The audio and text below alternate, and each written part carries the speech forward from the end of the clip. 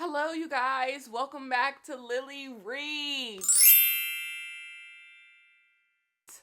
Okay, in this video, we got to do some house cleaning. This is a video about house cleaning. So, last year, I did a bunch of reading vlogs. I did reading vlogs on this channel. I did reading vlogs on As Told by Kenya. And every now and then, there would be a reading vlog where I just wouldn't read one of the books in the reading vlog. Because for reasons, I had reasons for every single one, but there were just, I wouldn't get to them. So we are changing it up. We are going back to do some cleanup. We are going to read the books that I just decided I wasn't going to read in those videos. I literally would keep a record of the books. I'd be like, okay, not reading this one. Sorry, you guys, I'll add a different one. I kept record of those books, and so I am going to read them for you in this video. These are the books that I set to the side. You're probably thinking like, oh, I remember those. Let me explain it. So in the bread the devil needs, I was going to do an entire book on like I did an entire video on like Black fiction, I think over on As Told by Kenya, and this was one of the books that I was going to read for that video. But I never got to it. And so here's my time. Here's my time to make up for it. It was shortlisted for the Women's Prize in 2022, which is a big deal. And so I'm going to get to it now. The next one is Pachinko. Do you remember they reading like an internet intellectual? Pachinko was one of the books that I was supposed to read, but I switched it out for Eileen by Otessa Mashfe. I'm going to finally read Pachinko. Yes, this is the time. This is one of the 2020. Is this one of the 23 books I want to read in 2022? I don't remember. But Pachinko, I am going to. No, this is one of the books I said I was scared to read. I am going to get to it. And then I was doing reading sequels or companion novels. Remember that video? I'll try to put the video I think it's from. Hook, Line, and Sinker. Hook, Line, and Sinker was one of the books I was supposed to read, but after reading Finley Donovan, after reading Arsenic and Adobo, the sequel to that, and then I read the sequel to something else, and I think I didn't like it. I don't remember if I liked it. I gave up. No, I did. The Dating Playbook, I enjoyed. But the other two I didn't, so I was like, no, we're not having 3 flops in one video. So I put this book to the side because I've heard nothing but bad things. But now, it's my time to read it. The next book is Hidden Pictures. I was reading Goodreads Choice Awards picks. This is the book that won for horror, but in my video, I didn't read it. I switched it out for Our Wives Under the Sea. Is that what I switched it out for? I think that's what I switched it out for. So I never ended up reading it. But here we are. We are going to read Hidden Pictures by Jason Ruckalak. We'll move on. And then the last one is How to Marry Keanu Reeves in 90 Days. This was a book, I was doing a Black romance book. Just a whole reading romance by Black people, so this wouldn't be a Black romance. She's trying to marry Keanu Reeves. But it was romance written by Black people. That's where I read Sweet Hand. That's where I read Fake It Till You Bake It. That video, yeah. This is one of the books I was supposed to read for that and didn't.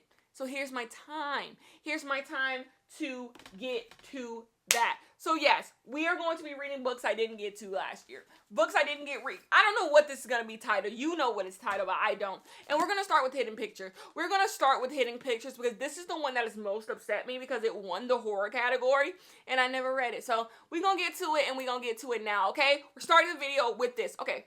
Hello, you guys. I am here to discuss the beginning of Hidden Pictures. If I say Hidden Figures at any point, I deeply apologize. This is called Hidden Pictures. First of all, I want to discuss the Stephen King quote on the front. Why is Stephen King still giving quotes of books? Like, every time Stephen King gives a quote for the front of someone's book, it's always the most, like, ambiguous, like, generic thing. He can say, do you want to know what he said for this book? I loved it. I loved it. Just that Stephen King said he loved it. That's it. Stephen King said he loved it. Anyway, get someone better to write the little thing for your book. No shade to Stephen King, but it's just like, Okay, Stephen King loved it. Anyways, we are reading Hidden Pictures.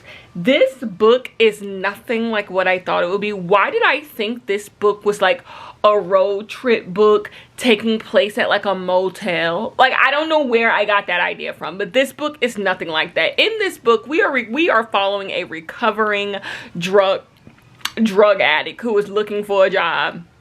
She was addicted to all types of drugs, but she has been 19 months sober, and it is time for her to look for a job, and she finds a job opening as a babysitter. So she goes to this house, and she's like, hey, she's doing the job interview, and the mom really wants her to be like to get the job, but the husband's kind of like, absolutely not. But eventually the wife breaks him down, and she becomes the babysitter of this boy.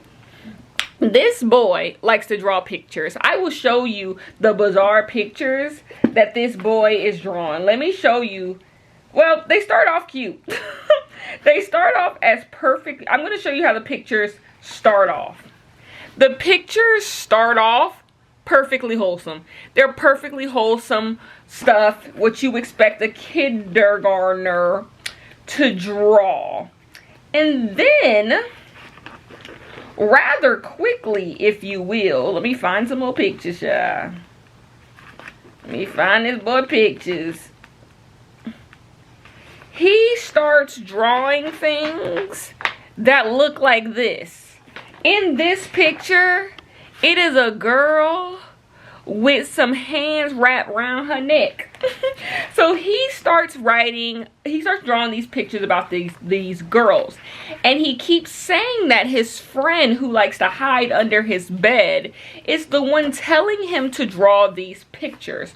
So our girl, at first, she's just like, okay, he has an imaginary friend. Everyone has an imaginary friend. His family is saying the same thing, like, okay, he's a boy, he has an imaginary friend. But then the pictures start to get more and more extreme, and he keeps saying that the friend is telling him to give the pictures to her, the babysitter. So she's like, there might be more to this. She's been hearing things out in the forest when she sleeps. By the way, she like is a live-in babysitter. So she's a nanny. She's a live-in babysitter at their home. So she lives in their guest home. And so she's like, she hears things at night. This boy is sending her pictures. So there's a story. There's a story of a woman who went missing. A woman who went missing who used to live where they live. And basically, they don't know what happened to this girl. She went missing. So our main character thinks that the girl that went missing is the one who's haunting the little boy, and that kind of like gets us into our story. What's happening at this house? Who's telling him to write these pictures? What happened to the girl that's missing? And is our babysitter in some trouble? My initial thoughts on like the plot. The parents got something to do with it. The parents know something about something, and they not leading on to something. I feel like the whole way she got hired was a little bit sketchy. That's my initial thoughts. I think the parents, they in on the gag in some way. But overall, it's interesting. Like, it's more interesting than I thought it would be. But I don't like haunted house stories. I don't like haunting type stories. So I deeply hope this is not more of like a seance type thing, more of like a spiritual. I actually hope like this girl is haunting them, like she's alive and she's haunting them. But I don't think that's what it'd be, because I don't like haunted house stories. I don't like not mythical, but like spiritual beings and stories. That's just not my thing. I have brought the embroidery back out. I think I want to start embroidering again, because an idea for my home is I want to make an embroidery wall. It would just take so much time, but I don't want to like buy embroidery. I want to like put some like intention behind it. So I cut my nails down when I got my nails done the other day so that I can thread the needle, and child, I still can't thread the needle. So I'm going to use these baby tweezers to thread the needle in order to do my embroidery, and I just need to start knocking some out so I can do my embroidery wall. It's gonna take like the entire time that I'm living here, but isn't that the point? What was I telling you guys in the last vlog? I want a maximalist house, but it's just gonna take time to build up to something that is maximalist, something that, you know, has a lot going on, you know. So anyways, I will talk to you guys later, probably when I finish this. I'm going out of town tomorrow, so I would like to finish it before I go out of town, and then I'm only gonna take one book with me out of town. That's why I want to finish it, because I don't want to have to lug this big book around, and then the next book I'm reading I'll have to lug that around too. So hopefully I can either finish it all tonight, or I can finish it in the morning before I leave. Anyways, I will talk to you guys later. Peace. Hello, you guys. I'm about to head to bed, but I want to give my final thoughts on Hidden Pictures. I'm giving this book 3 out of 5 stars. I enjoyed this book up until I wasn't. This book is a glorified thriller. It's shocking that this book is considered horror. I know why it's considered horror, because of, you know, the thing that's like following them. But it's not actually a horror book. It's a glorified domestic thriller. Like, that's exactly what this is. It has the, and then even as a domestic thriller, it's not doing anything special. Like, I don't know, the ending was cheesy, the ending was clunky. The horror element seemed cheap, like, just to get out of the story. Like, it introduced the horror element in order to like make the story interesting, but then that horror element was used to kind of end the story. And so I'm just like, it's played. I'm giving this book 3 out of 5 stars. We can just move on. Like, we can just move on. It wasn't that good for me. So I'm gonna move on. We're gonna read Pachinko tomorrow, okay? Peace. Hello, you guys. I am here to give you guys my first update on Pachinko by Minjin Lee. Okay, so in this story, we are following a Korean family and all the things that happened to them during World War II. And that's pretty much what this book is about. Like, I would love to go into like detail of what's going on, but it's not a book like that. It's not a book where you can be like, okay, so this person is doing this and this is their goal. You're not. You're just hearing about a Korean family and the different offsprings of this Korean family and what happens to them during, from what I'm reading, the time of World War II. So this book starts with just like this guy and this girl in Korea. They get an arranged marriage, they get together, they get married. Then they have like 3 kids, 2 die, and then we have a daughter. The daughter ends up getting pregnant by a really rich guy, but he has a family back in Japan. So she's like, I never want to see you again. Like, you didn't tell me you had a wife. I thought we could get married one day. And so she finds a guy who was staying at her mom's inn, the mom from the first people who got married, the mom's inn. And he's like, I'll marry your daughter. Like, I know she's going to live in shame by having some married man's baby, so I'll marry her. So he marries her, and she heads off to Japan with him. And then that starts a story in Japan, and it keeps going. I'm on page 200. How am I feeling about this book? It's interesting. Like, it's actually easier to read than I thought. I'm on page 200, and it didn't feel like hard to get to that point. But it's one of those books, I like to call these one of those books you read in high school. It's one of those books you read in high school where it's just like you're following people. Things happen to those people over the span of like a decade or decades.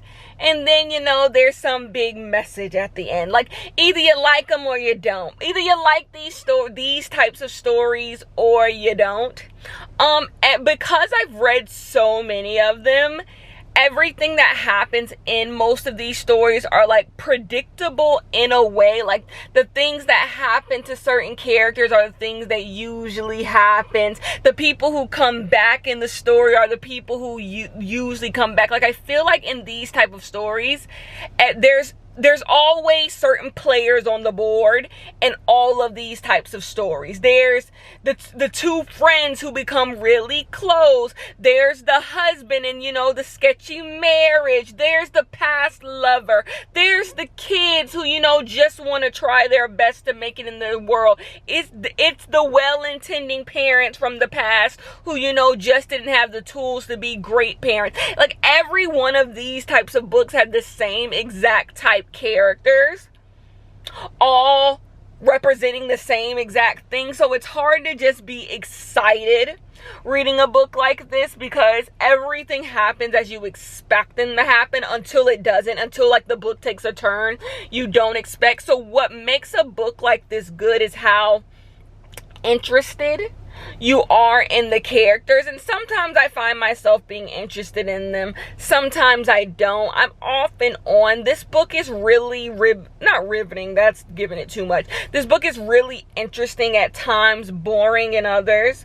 You know, sometimes just like, okay, like the bond between the two wives doesn't really hit for me, so I find their scenes together pretty boring. Their marriages are pretty boring.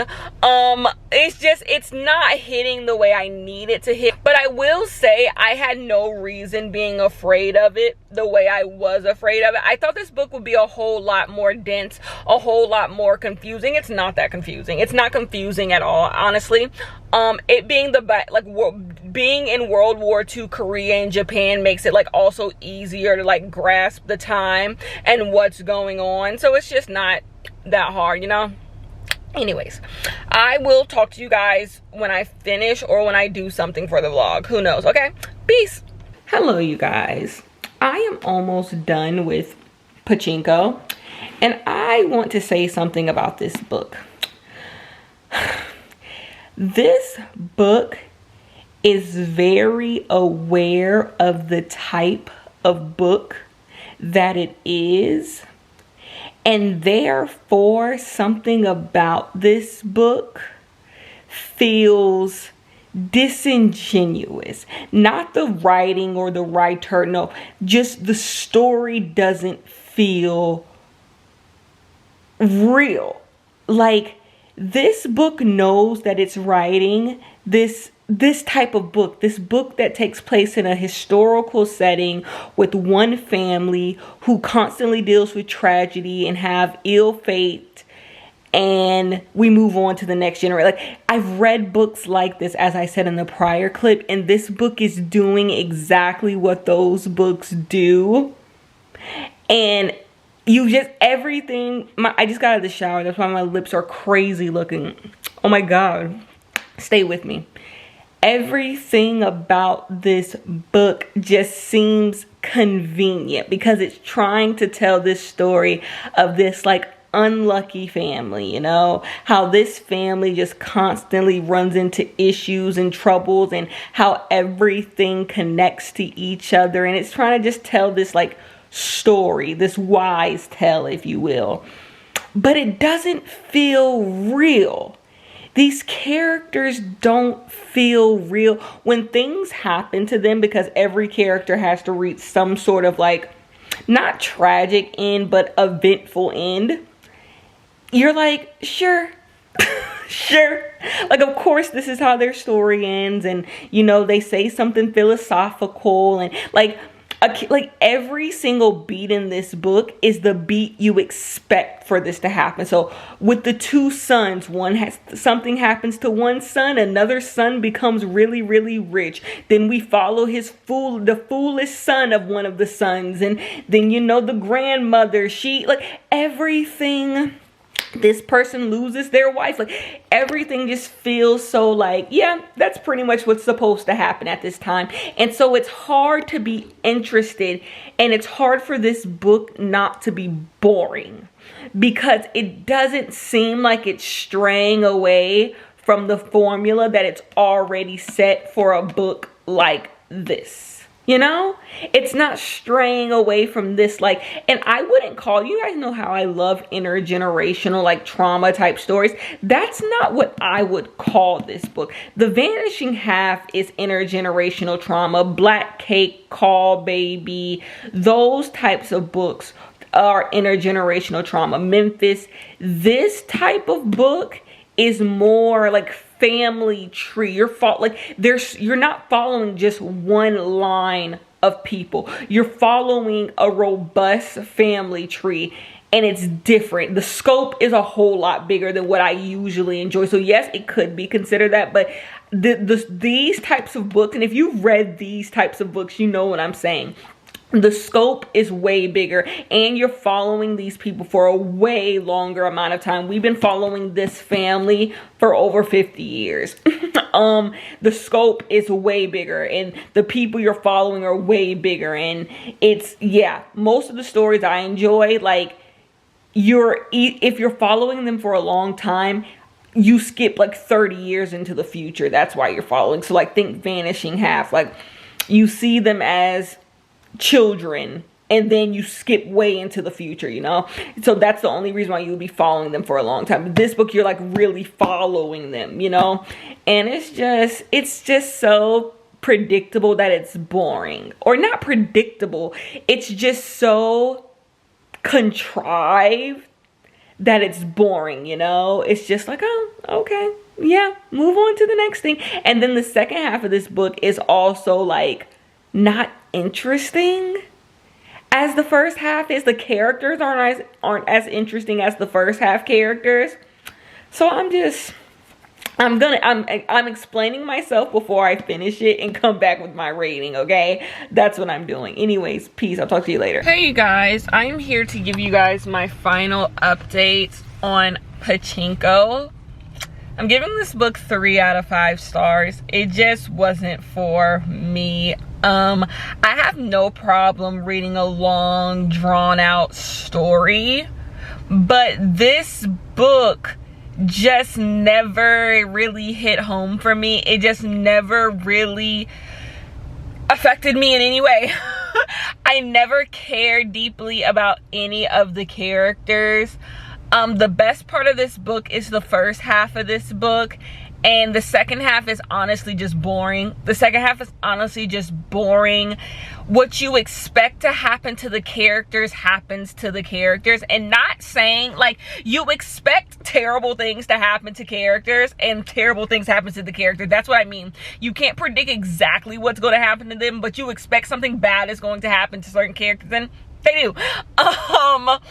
And so it just feels like it lacks any nuance. It lacks any risk. That's what it is. This book doesn't take, to me, any risk. You know, it doesn't do anything unexpected. It does exactly what a book like this needs to do in order for people to, like, love a book like this, you know? This book is written to win awards. It's written to, you know, be taught in school. It's written to be dissected. It's written to be a TV show. I actually think this book probably does make a better TV show than book for me. And that doesn't take away from the fact that I think this book is really well written, really well written. Some of the sentences in here are so eloquent and they're so deep. Yeah. The take on poverty that this book has, this take on hope that this book has is really, really good. This book has some really good takes. But it's just not interesting. The book is just not interesting. The most interesting part about this book, and as a reader trying to learn things, is the relationship between Koreans and Japanese people. I never really got a book that really went in detail about post World War II Korean and Japanese relations.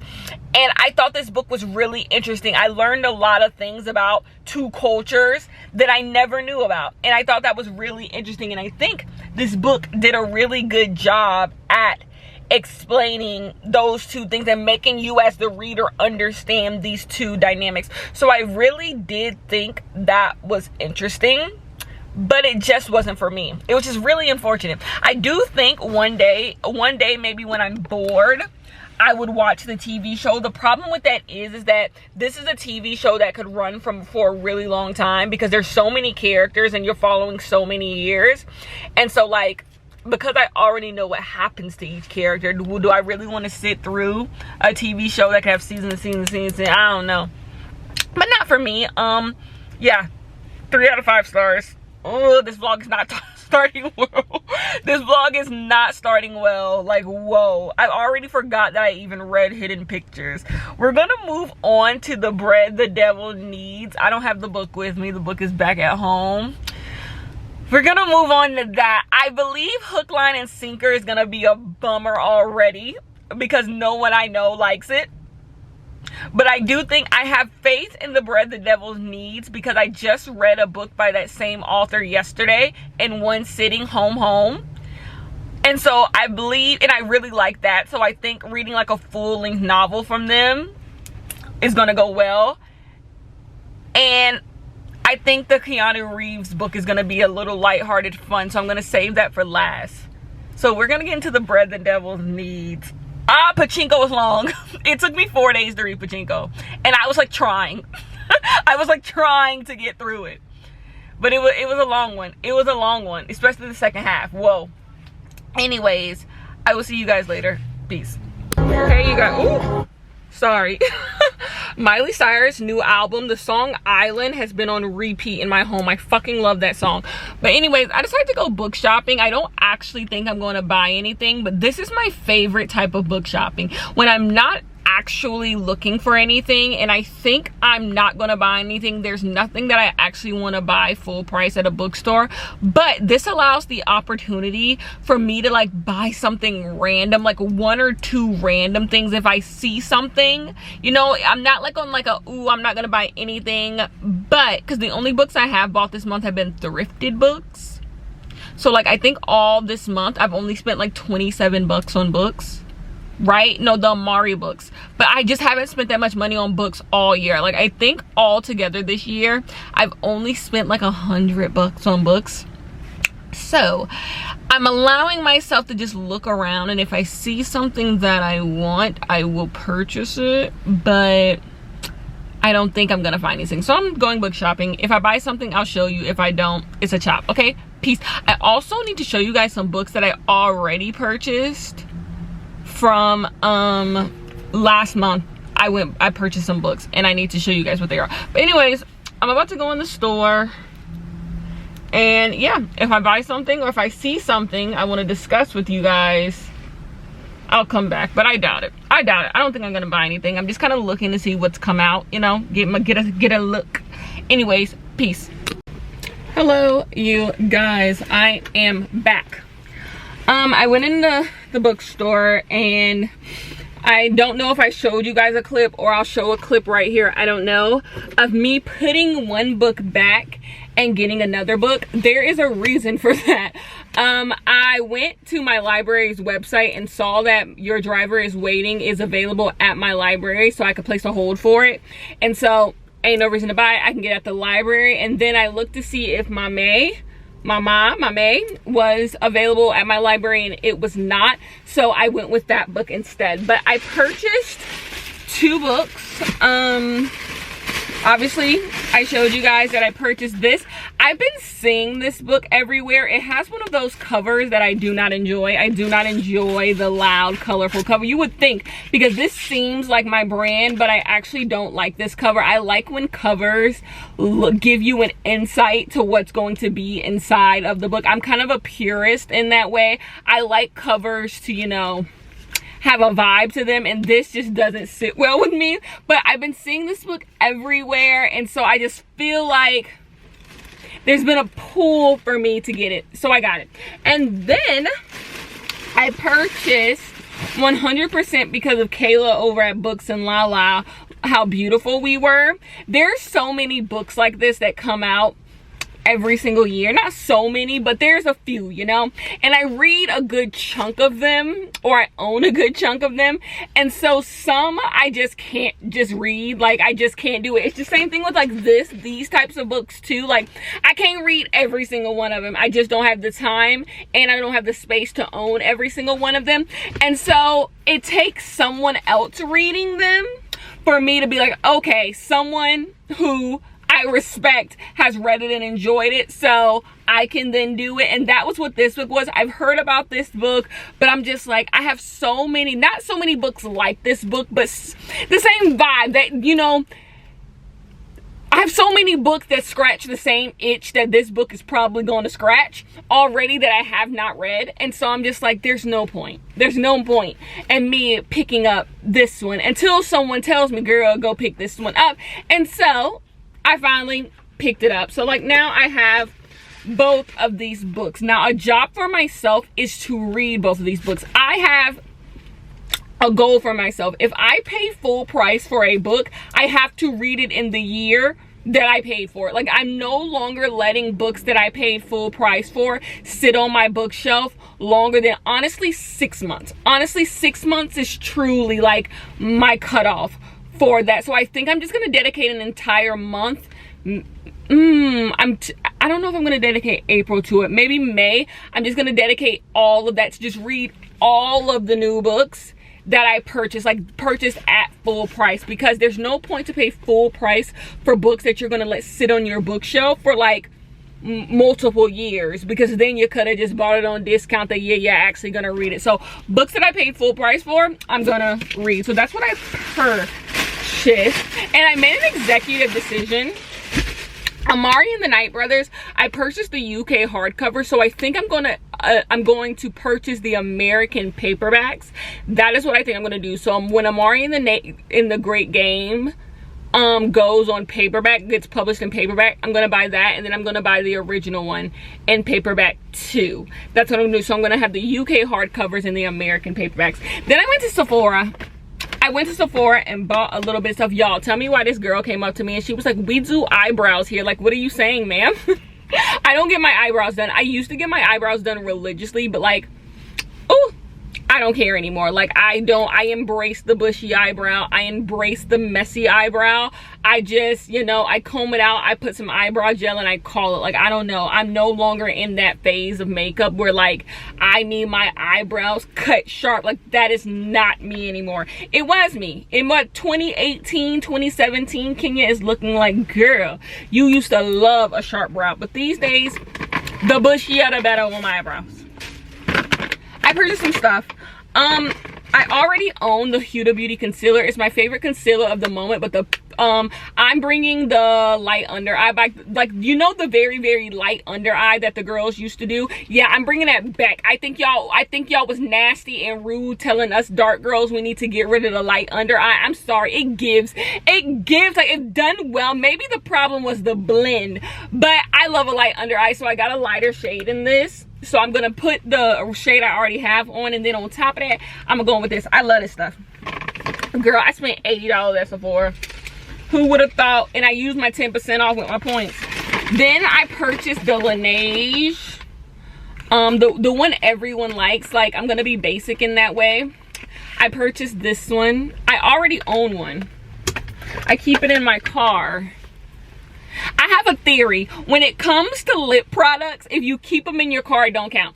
It don't count when you keep them in your car. Like, if you have a bunch of lip products in your car, it's called having options. It's called having options on the go. So that's what I tell myself. I'm about to take this out right now and just put it in my car. I have the Fenty little, that's what I should have saw if they had. I should have saw if they had one of these, because I want one of these in my car and one in my house. I also have, this is something I need to put back in my house. It's a lipstick. I do not need a lipstick in my car. So I actually need to put this in my purse to bring back in my home, but I'll do that later. And then I have this Fenty Gloss Bomb. This is actually the glass slipper one, the clear one, but I've used it so many times with like actual lip product that it don't look clear no more. Do it, because the wand had you know how that go. A clear lip stuff doesn't stay clear for long because you put it on like over other stuff. So that's that. And then I got hand sanitizer, no biggie. And then the last thing I bought was a little, you know, a little splurge, I guess, if you will. I bought the Dior Addict Lip Maximizer. Okay, I didn't know it was a lip. I hope it doesn't like make your lips bigger, because that's not what I was doing this for. First of all, the packaging is so like it girl. But this, like on this, it looks like it'll give ashy. But then you swatch it on yourself. Look at it. It has just like a sheen to it. It has like a purplish color. Ooh, you can't even see it. I have it down. Like, this is going to be such a cute color. I'm not going to put it on now because it won't look right. But I'm going to keep that in my car as well. So now some stuff need to move. That can move. Okay, yep. Everything fixed. So this is out. But yeah, that was my shopping excursion. I'm just going to take this and put it in the Barnes and Noble bag. I'll forget it's there. I promise you I'm going to forget that's there. And then when I do my makeup, I'm going to be like, didn't I buy that? So yeah, I need to put this in my purse. But anyways, yeah, that's all I did today. So I will come back. I think I'm going to go home and read The Bread the Devil Needs. Try to get through that. I have some leftovers. I went out to lunch dinner last night, so I have some leftovers. I'm going to eat that for like a lunch. It's pretty late, but a lunch. And yeah, I'll talk to you guys later. Peace. Hello, you guys. I am here to give you guys my first update on The Bread the Devil Need by Lisa Allen Augustini. I told you guys earlier, I think I just finished Home by Lisa Allen Augustini. I had no clue I had these two books are by the same authors. I literally just picked this up because it was short and it was something I could read and quickly. And then I didn't realize this was already on my TBR for this video. So I had no clue, but I'm reading. I just so happens, you know, it's just fate. Anyways, we are 52 pages into The Bread the Devil Needs. So in this book, we are following a woman, I believe from Trinidad. The reason why I'm going to say she is from Trinidad is because I believe Lisa Allen Augustini is from Trinidad. And this book is talking about a Trinidad woman and so a girl. And so I'm assuming this book is too, they speak in patois. And so it's giving Trinidad. So I think she is from Trinidad, and she is a woman who has been battered. She is a woman who is in an abusive relationship, and she works at a local clothing store, and this is just her story. Like, that's all I can tell you right now in the plot. You are just following a woman who is in an abusive relationship that she has no intention of leaving, and she works at a clothing store, and she is having an affair. She is sleeping with the boss at her clothing store. She has a friend at this clothing store who is getting married, and when they go to see if her friend is going to get married, if she can get married at the local church, she finds out that the pastor of this church is her brother, who is actually her cousin. He's an illegitimate child that her mother's brother had. And yeah, now this woman is not perceived as a black woman. I know the cover would have you believe, but actually she is black. But somewhere along her family lineage, someone was white passing, and they kind of like put that on her. So she's white passing. People assume that she is white, but her brother is black. Like, he appears as black. I believe her mother was biracial. We don't know anything about her dad. So it's giving that her mother was biracial. And we don't know her dad, but she is a white presenting woman. People believe that she is white, but everyone she's in community with is black. So either people just think she's really light skinned or she's white. There hasn't really been, like, she called herself Redbone. Not Redbone. She called herself a red lady. Red, and like that's what you describe light skin black women as. So I'm not sure if people perceive her as white. But then when she got into a taxi, she said, like, I bet this little girl is wondering, why is a white woman taking this taxi? So like, I don't know, like, things are a little, I don't know how she's perceived, but I think most people just believe she's like really, really light skinned, because that's what I think she is. We don't know much, but that you're following her story. I'm loving it. I already know why this was shortlisted for the women's prize, because this is everything that I love. See how the one-armed woman sweeps her house? That's exactly what this book is giving me. I don't know how to explain why I like this book. This is the book about a random woman in the middle of a town, in the middle of an island, in the middle of a country, dealing with all of her struggles that are unique to her, but also not unique to her. Everyone could have these types of struggles, but we're just hearing specifically about her story, and the scope of the story is really small. Like, it doesn't take place over a long period of time. It's just a random time in a random woman's life, and you're in her life, and she's going through all types of trauma, all types of drama, all types of stuff, and you're trying to figure out how she's gonna make it through. What I love about this story is it feels so real. Like, it feels like this could be like, imagine if you're going through, like, you just go through all the things of your life and someone just decided to make a book of the next like 4 months of your life, and stuff that you think is normal isn't really normal. Like, we all have trauma in our life, we all have problems in our life that are just like our life. We've been dealing with them for so long, it's just our life, we see it as our life. But if someone wrote a story about it, it would be like really interesting. It would be really like, whoa, you got a lot of stuff going on, because you're like just being dropped into someone's life. I love it. I just love that, just being dropped into someone's life. I want to give Lisa Allen Augustini her credit. She is a brilliant writer. This book has patois in it. I am not a Caribbean person. I do not speak patois. I do not understand a lot of patois, but I understand everything that's being said in this book. She has a way with writing. The person on the back of this says that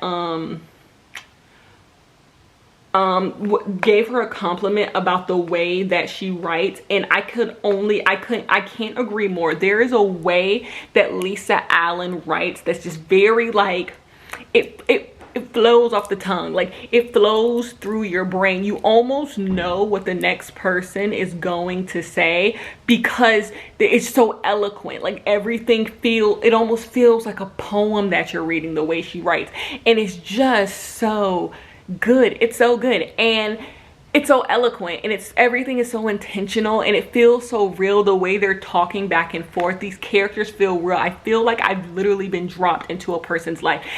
I am so interested to see how this book is going to end up. Like, I don't know, there's not a lot is going on, but a lot is going on. It's not a very long one. We're clocking at about 280, 250 pages. I'm on page 50.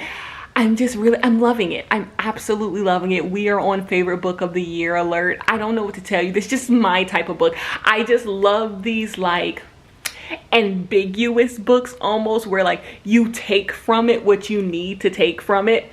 Like, I just love these types of books. I feel like the best way I can describe it is people who like horror books where like nothing happens. Like, everything is ambiguous, everything is speculative, nothing really happens, and then it just ends. That's what I love in like these contemporary type stories, where it's just like, I don't know why I'm being told this story. A lot of stuff is going on, but also nothing at the same time, and then probably this book, something is going to happen, and then this book is just going to end, and we'll all just go about our lives. I love it. That's what I loved about Home too. This was a young adult book, but this book wasn't about nothing either.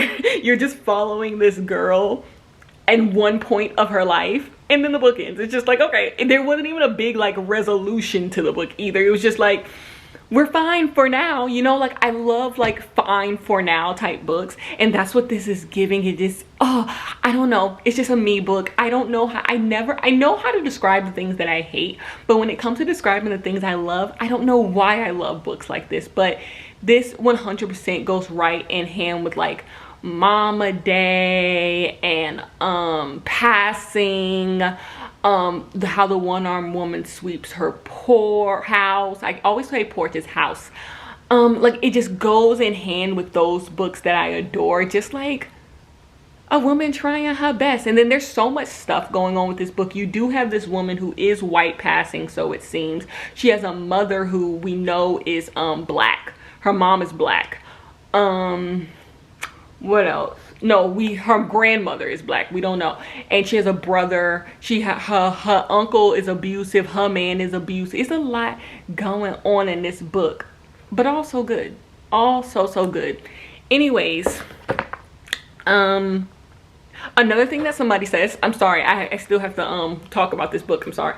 Another thing that someone says in the like blurb, they talk about how like you pick this book coming from the first page, like you don't take a breath. That's how this book feels. This book has this like eerie feeling going on where you're like wondering what's going on. Like you really feel like you've been dropped into someone's story and you're peeking behind the blinds. Like you don't know, like you're sneaking. It's almost like it feels like you're watching someone else's life. Like you're like a stalker looking into someone else's life. Like you're so worried. You're like, what is going, should I be looking? Like, I don't know what's going on here. I'm loving it. Anyway, this is a great reading experience. I am going to stop for the night though and pick this back up once I get back to my home. This is not my home, but this is like a little like cute little background. Something about the simplicity of this background I'm like loving. But yeah, I'm gonna go wash and eat. And yeah, if I can get 2 5-stars, because I gave this book 4.5 leaning 5 stars. If I can get 2 5-stars from one author this month, she might move into like automatic buy. Anyways, peace. Hello, you guys. I have completed The Bread the Devil Needs. And I'm going to give this book 5 out of 5 stars. This book is a beautifully written story about violence against women. And what it's mostly about, what the root of the story is about trauma and how we carry that trauma with us, and how just one person being violent towards you, it stays with you. It can allow for you to let other people mistreat you, and how we make excuses for certain people in our life, but by making those excuses, it causes us to then allow other people to mistreat us. And it was just so good. It was so good. And what I loved about the ending of this story, throughout the entire story, you feel so like I'm out of breath, because this book it took me for a ride. I cried in this book. There's so moments in this book that are so like pure and innocent, and you just see this woman in her innocence being taken away and her perception of life being taken away. But anyways, you go throughout this story and you're rooting for her, but it just feels so hopeless. But then at the end, you feel that hope, you know? This book is a hard book to read. Like I said, I cried at points in the book. It is a hard book to read. If you're not this is not for the people who don't read literary fiction. If you don't read literary fiction, do not pick this book up. If you're someone who just reads fluffier books, or you just read like, I like to say, top 40 in books, don't pick this book up. Like, this book it's a rough read. Like, but if you're used to reading literary fiction, then this book is on par with the story. If you do still pick up this book, all the trigger warnings for domestic violence, all the trigger warnings for assault, like, this book goes there, and it goes there deeply. But it's such an amazing payoff. This book is made so well. The 2 POVs with her being a child and then in the current day, it's so good. What I love the most about this book is the way this book is told. Because our character is going through so much and with so much trauma, and we're following her at different ages, some things are left like not understood because the main character in this book didn't understand it. And so when you're reading with your adult eyes, you're like, this is what's happening. But because our character is a child retelling the story, or the story is being told to us and she's a child, she doesn't connect those dots because she's young, or the things going on, or because she's dealing with abuse, she blocks out certain things in her head, but you as the reader with your clear eyes, you like see it all. This book is so well written. I understand 100% why it was shortlisted for the Women's Prize. It's excellent. It's just a bit excellent, but it's rough. Like, it's a rough read. It is not for everyone. It is not for everyone. It is very, very, I would say this book is way rougher than How the One-Armed Woman Sweeps Her House, and that was a tough one. So this is a tough one, but I think in the end, it's telling this story about women and violence and trauma, and how that trauma is carried with us, and how and in the end it gives hope. I think that's the important part of books like this, having some type of hope, having some type of call to action. So it's just not gloom and doom. And so this book is able to be truthful, but it also is able to give hope. And I think that's really, really important in a book like this. So 5 out of 5 stars. Anyway, we are going to move on to Hook, Line, and Sinker, which is like on the complete opposite scale of this, which makes me want to read it even less, honestly. Now I want to dig deep into some good literary fiction, but we move on, okay? Yeah, I'll see you later. Hey, you guys. Hook, Line, and Sinker. I told you guys that I was just going to read this entire book, and then I was going to come to you guys with my final thoughts on Hook, Line, and Sinker, but we've run into a problem. I don't want to finish this book. I think I want to DNF this book. I'm going back and forth because there's just not much else I have to read. Like, I have less than 100 pages left of the book. So it's not necessary. Like, I could read it, give it 2 stars, the 1 or 2 star that it deserves, and move on with my life. The issue, so let me tell you what Hook, Line, and Sinker is about. In Hook, Line, and Sinker, you are following the sister of the girl we knew and It Happened One Summer. She wants to do, like, soundtracks for movies. So she brings a movie to this, like, her town that she lives in, like that her sister lived in the first book. And so they're filming a movie there, but she needs some place to stay. So she stays with this dude named Fox, who is her sister's boyfriend's best friend, who he's kind of like a slut, he's a hoe, all of that stuff. So she stays with him, and like quickly they realize they kind of want to hook up with each other, but for reasons they can't hook up with each other. Like, he doesn't want to hook up with his best friend's girlfriend's sister because like because the best friend thinks that he will ruin her life, or like it'll get weird. So like he doesn't want to do that, and she doesn't want to do it because I guess she don't want to hook up with him, whatever. So that's the dynamic, right? He is dealing with being, like, I believe, a sex addict, and she is trying to write, like, she's trying to, you know, break into the movies. That's what this book is about. You can tell by the synopsis I gave that I'm not enjoying it. This book is I was about to say stupid, and that's not nice to say about anybody's book, right? This book don't make no sense. Like, this book is ridiculous. Like, I think ridiculous is better. This book is, like, there's a whole section of this book where they're arguing about a record player. They're arguing about a record player. What? Like, and we're really supposed to take this argument as if it's something you're supposed to be invested in. There's a back and forth about a record player. The guy buying a record player. Our main character is acting like his life is so fucking bad because people want to have sex with him. Like, it's just silly. It's silly, and not in a good way, because the topics they're discussing are absolutely silly and vapid, but this book is so melodramatic. It's so dramatic. It's acting like the things that it's talking about are so deep, and it's just like, he's just like, when I was a kid, my dad slept with so many women, and I saw him sleep with all these women, so I felt like I had to sleep with women. I was going to be just like my daddy. And it's just like, stop sleeping with women then. But I can't. But like, you're a sex addict, but that's never said. And so it's just like, what are we doing? Like, it's stupid.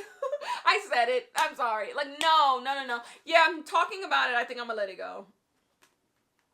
Yeah, I'm gonna DNF this. Yeah, we're done. Like, I don't have to read books I don't enjoy. I do not have to read books. Kenya, you do not have to read books that you do not enjoy. And I do not enjoy this. I am not enjoying this book. So yes, unfortunately, with only a few 10 pages left, I will be DNFing this book. So we can move on. We can move on to How to Marry Keanu Reeves in 90 Days, okay? Which I logged it on Goodreads. The next book I'm reading is like, I'll talk about it later. Sorry, I'll just talk about it later. But yeah, DNF. We are DNFing this book. Not for me. There's a reason why I didn't read it in the video that I didn't read it in. And so yeah, peace. Hello, you guys. I'm here for our last book, How to Marry Keanu Reeves in 90 Days. I have completed it. I have finished this book. I've actually finished this book a while ago. but I need to come and tell you guys my thoughts. So this book is about a woman, an affluent woman, a rich woman, if you will, actually. She comes from a very rich and privileged family. She is 40 years old, and she gets some news that Keanu Reeves is getting married in 90 days. And so she decides that she is going to try to stop Keanu Reeves from getting married. She has a bunch of things going on in her personal life that kind of lead her to this decision. She's trying to decide if she should give like love in her own life a chance, or should she keep out hope that like she can be with Keanu Reeves. And so she and her friend, which is a guy friend, they embark on this journey to try to get Keanu Reeves not to get married. They go together and they try to not let Keanu Reeves get married. And if she's able to accomplish this, she will decide what she's going to do with her art career and all of this other stuff. So basically all the stuff in her life rests on if Keanu Reeves gets married or not. This book is sitting at a 2.88 on Goodreads, which is putrid. I'm gonna be honest, that's putrid. I have two thoughts about that. I think that's too low for this book, but also I get it. Okay, the problem with this book is 100% the premise.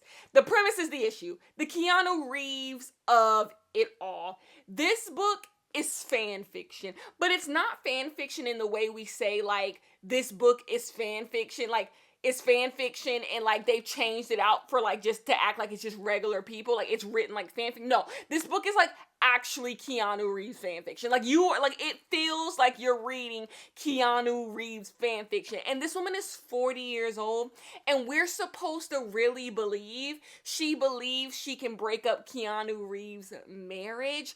I think if maybe this wasn't about a real person, it would have landed better, but it was just really silly. But the tone of this book is not silly enough for its premise, because everything outside of the Keanu Reeves stuff is actually pretty like normal and grounded in reality. So when you get to the Keanu Reeves stuff, the book doesn't treat it like it's outrageous and stupid. So you're supposed to take it at face value, and at face value, a 40-year-old woman actually trying to break up Keanu Reeves is crazy. Like, I just feel like this book didn't have enough ridiculousness in it for you to be okay with what was going on in the book. So it read as really, really weird. So that's why I get it. I get the low Goodreads rating. But where I say this book is a little too tough, the romance aspect of this book, not with Keanu Reeves, the romance aspect of this book, I thought was actually really good. I thought was actually really interesting. This guy trying to help his friend and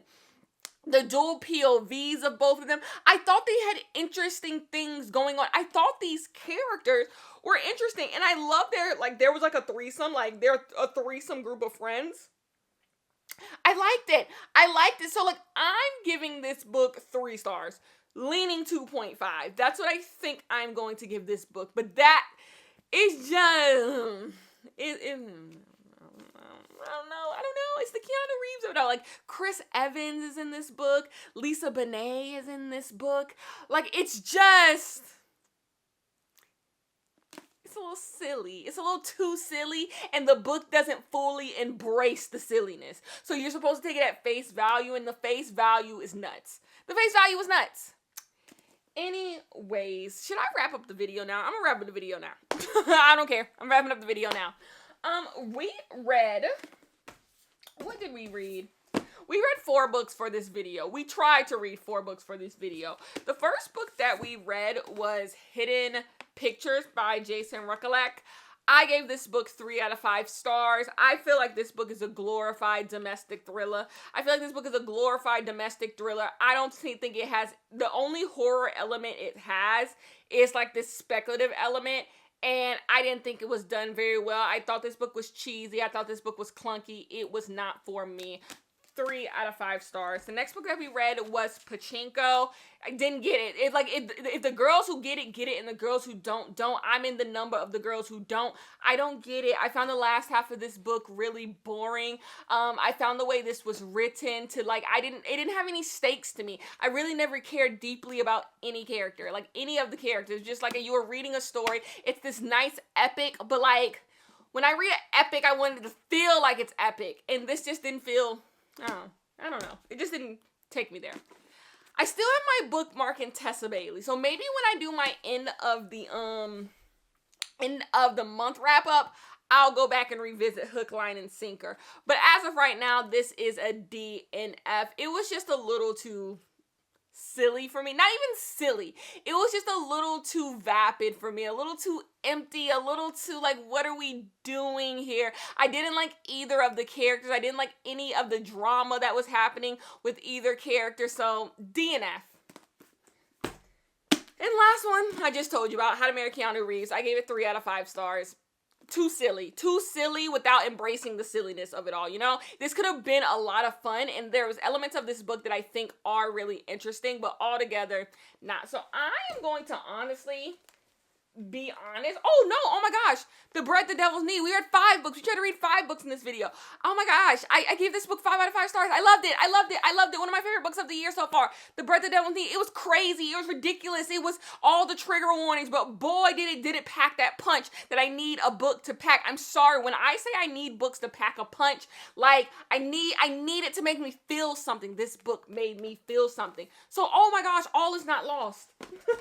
So we read 5 books for this video, and yes, I only enjoyed one of them, so that I guess that is a bummer, but I'm happy that these books are read. I get to put this in the read pile. Like, these books are no longer staring at me, hoping that I finish them, and that feels good. So anyways, I love you guys so much, and I will see you guys in my next one.